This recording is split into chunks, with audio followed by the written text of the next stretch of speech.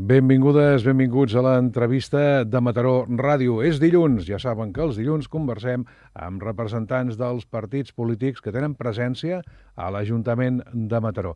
Avui és el torn de Junts per Mataró i ens acompanya el seu cap de grup municipal i portaveu, el senyor Alfons Canela. Senyor Canela, molt bon dia, benvingut. Molt bon dia a vosaltres. Ben tornat, ben trobat, Sí. perquè hem fet el parèntesi després de Santes de canviar la programació, per tant hem recuperat les entrevistes la setmana passada amb el senyor Escribano i avui amb vostè. Han provat bé les vacances? N'ha pogut fer, per cert? Sí, però molt curtes, Molt curtes. 10 dies i 10 dies, 12 comptant cap de setmana, del cap de setmana aquell de la Mare de Déu d'agost, però realment es fan curtes, Es fan curtes.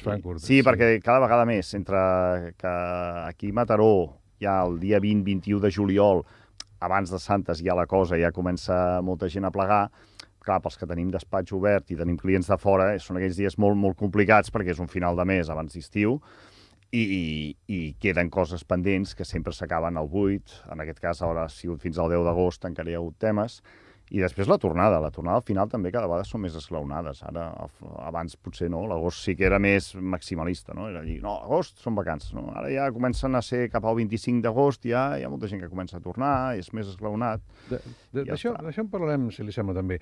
Però ja que s'ha referit a fet vacances, home, 10 dies, que és el que he pogut fer al final, però, escolti'm, les haurà fet allò per tot l'alto, que diuen, perquè unes declaracions del senyor Pepe Álvarez de la UGT deien que els autònoms són uns privilegiats que estan guanyant molts diners. Vostè això ha fet una piulada queixant-se d'aquest comentari. A mi em sembla ja indignant. Puc entendre que el discurs polític en aquest país s'ha polaritzat en tots els camps, en tots els àmbits, però això em sembla una absoluta falta de respecte als milers i milers i milers de treballadors i treballadores que cada dia s'han de llevar per aixecar una persiana, per tirar endavant un negoci, per pagar els 3, 4, 5 treballadors que molts d'ells tenen. Hem d'entendre que a Catalunya, per exemple, el mercat del treball es reparteix de manera que cada 6 o 7 treballadors catalans treballen per autònoms o per pimes. O sigui, hem d'entendre que el teixit productiu català es basa justament en aquests treballadors. Llavors, sortir aquí a insultar obertament, a dir que aquesta gent estan guanyant molts diners, com si, ell es pogués, posar l'etiqueta de representant de tota aquesta gent, quan per mi aquest senyor fa molts anys que hauria d'haver plegat, perquè viu de la moma i viu de tenir un càrrec que no sabem exactament a qui representa, a mi em sembla una falta de respecte greu, i això se'ls ha de començar a dir a la cara a aquesta gent. Això és inadmissible. És inadmissible. S'està referint al senyor Álvarez? M'estic referint al senyor Álvarez i m'estic referint també a moltes persones des dels àmbits d'en Comú Podem, inclús del PSOE, que estan donant suport a una reforma laboral en aquest país sense tenir en compte tot aquest teixit productiu, i algú els hi ha de començar a dir que les coses que l'estat del benestar no és només fer discursos a la televisió i quedar molt bé, sinó que a darrere hi ha d'haver algú que doni suport a tot això, i això només pot aguantar-se perquè hi ha algú a darrere que està treballant, està arriscant i està sacrificant moltes hores de la seva vida i personals. Doncs sàpiga que Junts ha estat molt criticat per part de Sumar, per part també d'alguns sectors del PSOE i per les esquerres d'aquest país, a nivell estatal i també català, pel fet de no haver-se, per haver votat en contra d'iniciar el procés d'estudi de la reforma laboral, de la llei de la reforma laboral, per reduir-la a la jornada a 37 hores i mitja. És que el problema que estem tinguent, i ho estem veient a països com Alemanya, com França, on allà ja s'estan produint canvis polítics importants, perquè aquí tenim un estat del benestar que s'està aguantant amb pinces. I el que no podem fer és dir, per exemple, que tenim aquí una bossa de pensions a pagar, que és veient una mica la piràmide d'edat que tenim, i tots els boomers que haurem de passar per aquí, que haurem de passar tots, això arribarem a un punt de col·lapse, i algú ha de començar a dir. El que passa és que aquests senyors s'han atorgat el poder d'agafar i com que es volen mantenir les seves, cadires, amb els seus discursos complaents de que aquí tot va bé i que aquí tots són drets per tothom i després algú té que pagar aquests drets, però això no ho diuen, i aquí jo penso que és l'error, doncs algú els hi ha de començar a dir escolta, que això que anem al desastre. I ja no s'hi val ara agafar, dir que sí, que farem la reforma laboral, que tot serà molt bonic, i d'aquí 5-10 anys trobar-nos amb el que ens trobarem. Algú ha de començar a cantar-los la canya a aquesta gent. Reduir la jornada laboral de 40 hores setmanals, que és el màxim ara que es marca, a 37 hores i mitja, és inassumible per Junts? No és inassumible, però amb els números que ens havien presentat fins ara, sí.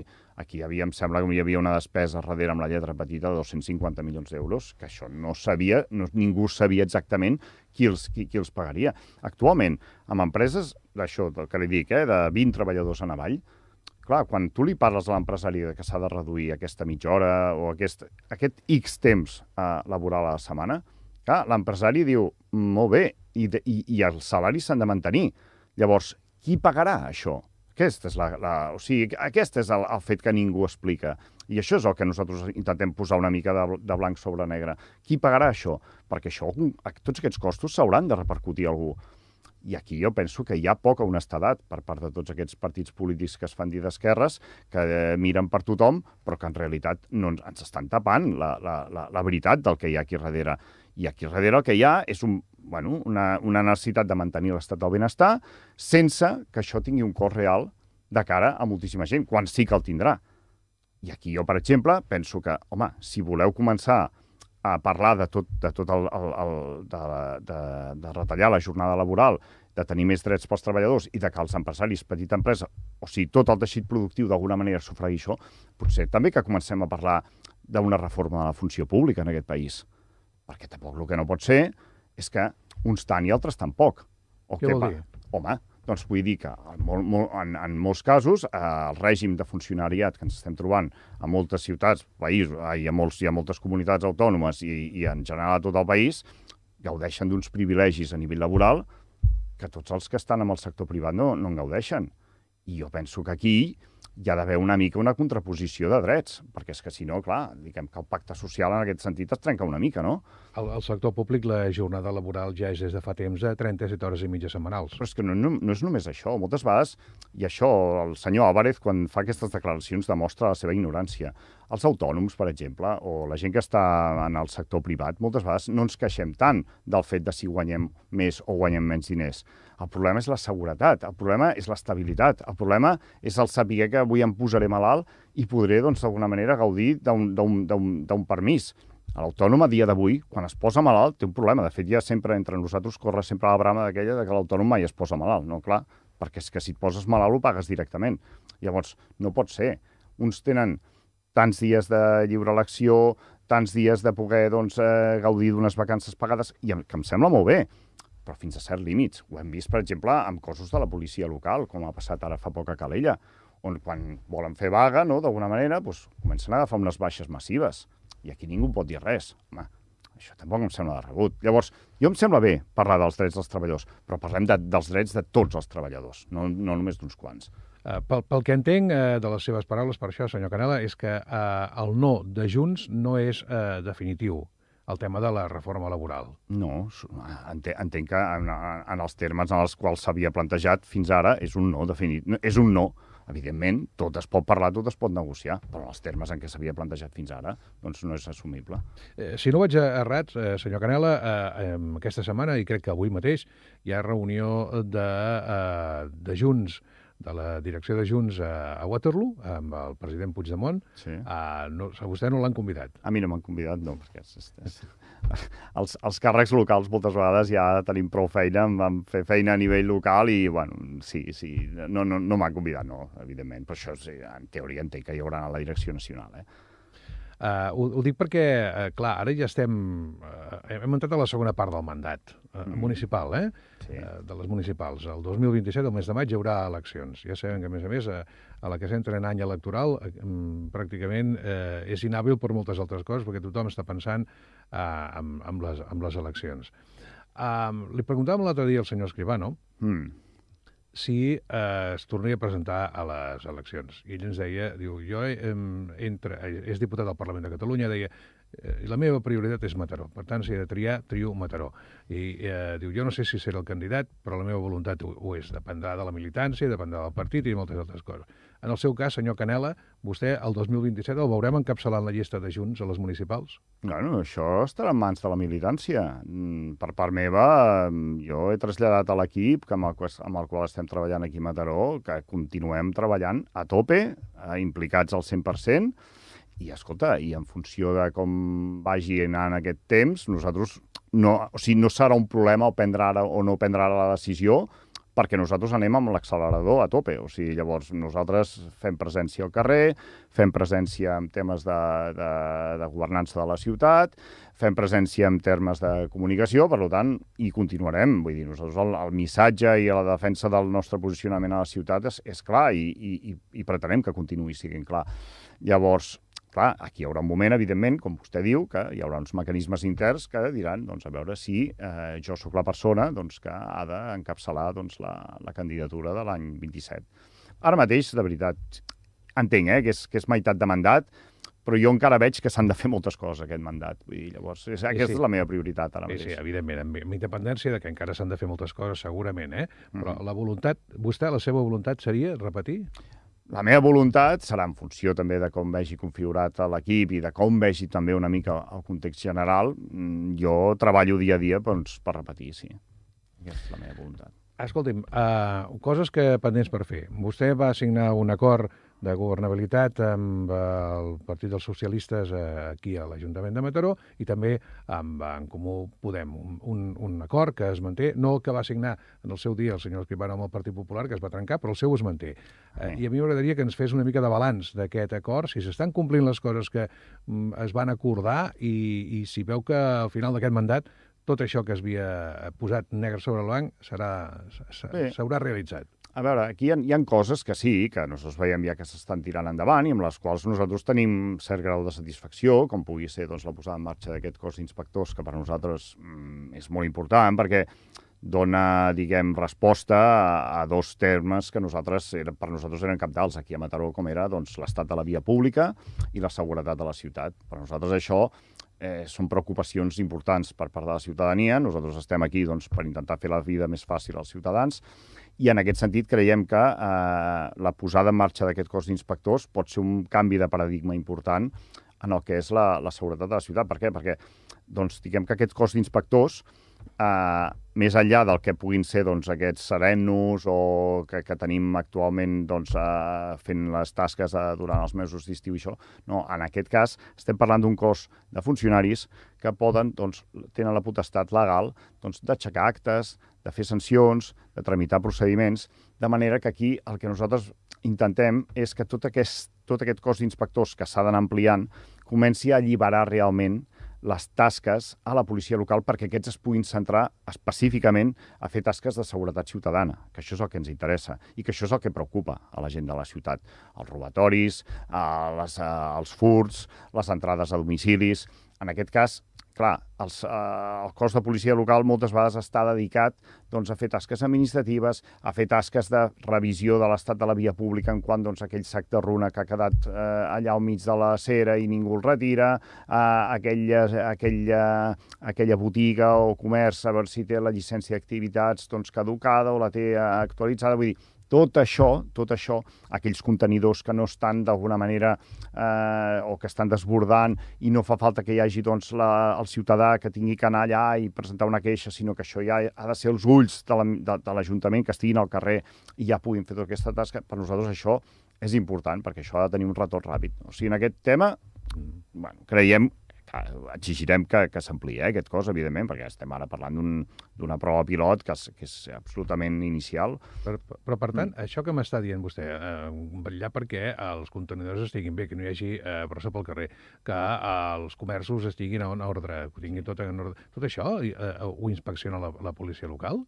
Tot això són tasques que estava fent, clar, o sigui, quin funcionari té l'Ajuntament que pugui fer carrer a dia d'avui? Clar, és el cos de la policia local. Aquest és diguem, aquest és la persona que té l'Ajuntament al carrer i que ha de fer aquestes tasques. Clar, quan han de fer totes aquestes tasques, moltes vegades, clar, bueno, doncs és allò que no tenim operatius per l'altre. I jo crec que la tasca de la policia local ha de ser, doncs, efectivament, aquesta, centrar-se en seguretat ciutadana. Per tant, prova pilot d'aquest cos d'inspectors. Per cert, quants inspectors? No, ara estem amb 2 i tenim però ja han aixecat unes 107 actes, que en termes de residus, en termes d'activitats, i ara la idea és fer una ampliació, que a nosaltres ens agradaria que fos entre 10 i 15, perquè això ja li dic, vull dir, això ha de ser un referent, alguns d'ells aniran uniformats, alguns d'ells, segons quines tasques, no aniran uniformats, precisament per poder fer amb més efectivitat aquesta tasca, però jo penso que això ha de ser un tema interessant. Una de les coses que vostè destacava quan van signar l'acord, una condició sine qua non que posaven, era el d'agilitzar el tema de les llicències. Sí. No sé com està això. Aquest tema està més encallat, la veritat. No estem tan contents amb aquest tema. Aquest tema és un dels punts que nosaltres veiem que està costant molt.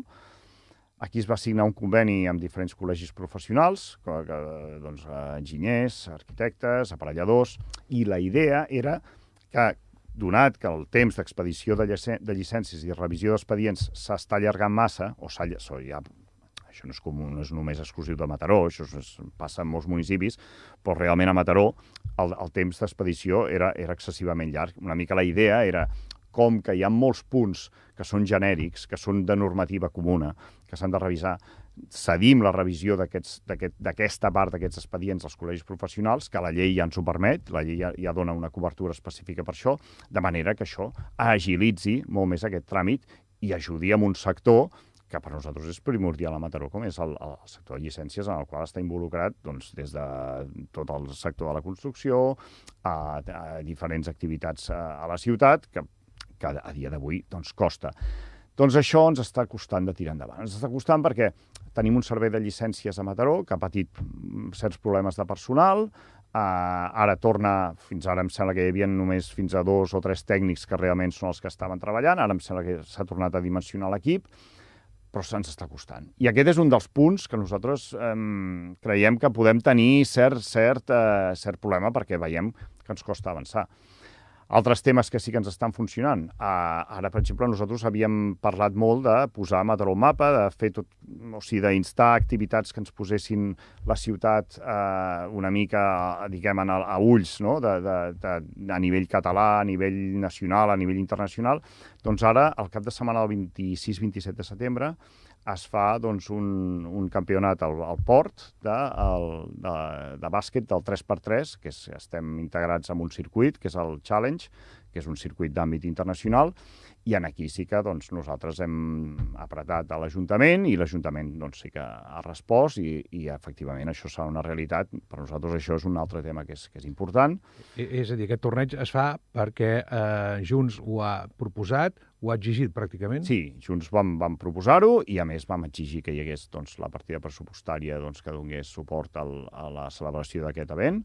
I, efectivament, això ja és una realitat i es farà doncs, ara, el dia entre el cap de setmana, que em sembla que és el 26-27, bueno, és l'últim cap de setmana de setembre. Però, clar, nosaltres creiem que són aquest tipus d'activitats les que hem d'anar promocionant a la ciutat, que a vegades ens costa. Vull dir, nosaltres aquí tot això partia de la idea de que l'Ajuntament havia de gaudir de tenir un banc de patrocinis, perquè nosaltres sempre tot això va lligat amb allò que sempre dèiem a les Santes, costen 7, 8, 900.000 euros a la ciutat de Mataró, i com és que no tenim patrocini? No? Nosaltres ho dèiem molt sovint, al final ens trobem amb patrocinadors de 30, 40.000 euros per unes festes que són de ressò pràcticament internacional, no té lògica. I una mica enllaçat amb això i amb l'Oficina d'Oportunitats de l'Ajuntament de Mataró, doncs hem anat estirant el fil i finalment doncs, vam treure que aquest campionat hi havia la possibilitat, això es va parlar també amb els responsables de la UEM i que hi havia doncs, la possibilitat de treure aquest campionat i això doncs, serà una realitat. En aquests temes nosaltres estem contents perquè això sí que creiem que dona un retorn a la ciutat i creiem que és visible. Amb quins no estan contents, a part del tema de llicències? N'hi ha algun altre? Bueno, nosaltres també veiem que està costant molt. Nosaltres volíem que aquesta illa de Can Cruzate, Plaça Gran, tingués o li veiéssim canvis perquè al final veiem que això l'Ajuntament una mica ha cronificat aquest tema i no ha acabat de dir de tirem endavant això d'una vegada. I al final, l'últim capítol, l'hem vist per Santes, no? Quan hem vist que hi podia haver-hi doncs, un problema estructural i es va haver de fer, no? Tallar el pas a la gent al carrer del Palau. A veure, nosaltres creiem que la illa de Can Cruzate, i ho portem dient-ho fa molt de temps, ha de ser un espai que ja no hi cap un altre equipament. Ha de ser un espai lliure, ha de ser un espai que connectem la plaça de l'Ajuntament amb la plaça Gran.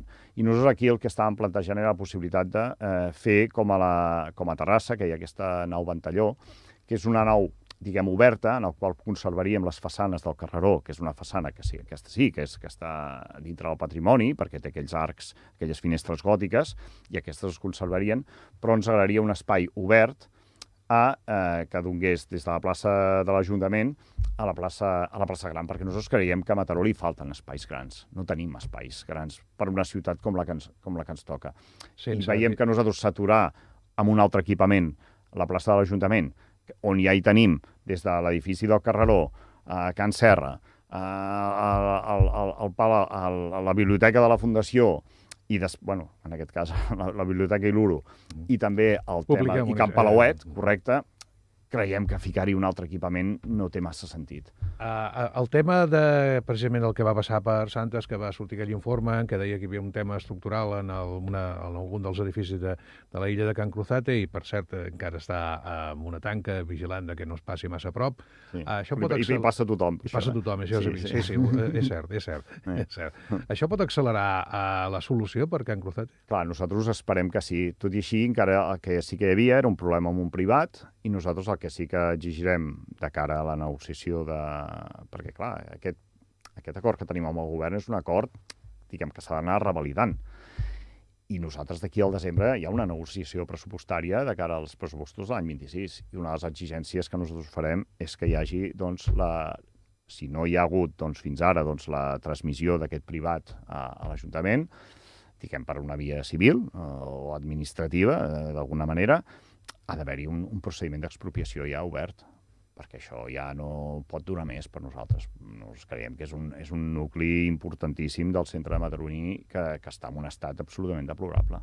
La proposta que vostès fan, la que ha explicat ara fa un moment, és una proposta. De què dependrà el que definitivament es faci a Can Cruzate? Bueno, és una proposta que, evidentment, s'haurà de parlar amb els diferents tècnics de l'Ajuntament. Nosaltres fa temps que parlem amb tècnics, que estem parlant a nivell polític també, tant amb el Partit Socialista com en Comú Podem sobre aquest tema, i nosaltres fa temps que intentem una mica fer, doncs una mica d'explicar que nosaltres ho veiem així, i realment sí que ens han parlat d'alguna idea que hi ha o que hi deixa d'haver, però no concreten. Per tant, nosaltres creiem que pot ser que això acabi sent una realitat. D'aquí a final de mandat, objectius que no sé si ja els tenen marcats o han de fer com ara està passant aquests dies, allò que dèiem a nivell nacional, des de Waterloo, decidir la política. En el cas de l'Ajuntament de Mataró, vostès ja tenen clar què és el que s'ha de fer, quin és el seu full de ruta fins a final de mandat? Sí, nosaltres, a veure, evidentment, hi ha temes que han quedat una mica al calaix, que per nosaltres els tornarem a treure, i nosaltres creiem que al final a Cerdanyola ha d'haver-hi una illa d'estudis de nivell ferroviari, de formació professional. Això és una proposta que vam treure i això és una proposta que per nosaltres ha de ser pràcticament un sine qua non. Nosaltres volem també solucionar tot el tema de la mobilitat a nivell de Mataró Centre pel que respecta als urbans i interurbans, en el qual nosaltres vam demanar l'estudi de la possibilitat de que hi hagués una estació d'autobús a la ciutat de Mataró. Sembla, perquè encara no el tenim, però sembla que aquest estudi ens podria donar la raó, o sigui que podria ser que nosaltres tinguéssim doncs, una nova estació a la ciutat, i això per nosaltres és important. I nosaltres també, d'alguna manera, ens volem posar o ens volem implicar d'una manera ja més definitiva amb la resolució de tot el tema de Can Fàbregas, que em sembla que la cosa ja ha passat una mica de taca d'oli. El tema de l'estació d'autobusos diu, sembla que amb la seva proposta seria la bona? Sí, sembla que sí. Té una estació d'autobusos a Mataró? Sembla que podria haver-hi una estació d'autobús a Mataró. No seria potser una estació, perquè avui en dia la mobilitat ja no és com, diguem, no és allò partint d'una estació central que a partir d'aquí tot es mou, sinó que és veritat que hi hauria una mica aquest sistema de nòduls en els quals diferents punts de la ciutat, un altre estaria en la zona de l'hospital, un altre estaria, per exemple, al Parc Central, o sigui, tota la centralitat, i al final estaria al costat de l'estació, que és de l'estació de tren, per aconseguir aquesta modalitat de transport. Ho hem de deixar pràcticament aquí. Només volia preguntar-li si vostè va veure el no final de la Vuelta Ciclista a Espanya. Sí, ho vaig veure. Jo crec que aquí ha quedat una mica tothom bastant retratat. Penso que el president del govern espanyol no s'hauria d'haver implicat directament en animar a intentar cancel·lar aquest final de la Vuelta. Trobo que els dirigents del PP, que són els que governen a Madrid, també van treure molt de pit que sí que es faria la Vuelta amb un desplegament policial inèdit i al final tot això ha anat com ha anat.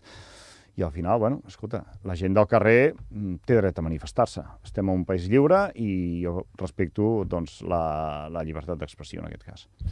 Senyor Canela, moltes gràcies, com sempre, per venir al programa. L'esperem ben aviat de nou. Molt bé, gràcies a vosaltres. Ho deixem aquí. Demà més a l'entrevista de Mataró Ràdio. Fins aleshores, adeu-siau, que tinguin molt bon dia.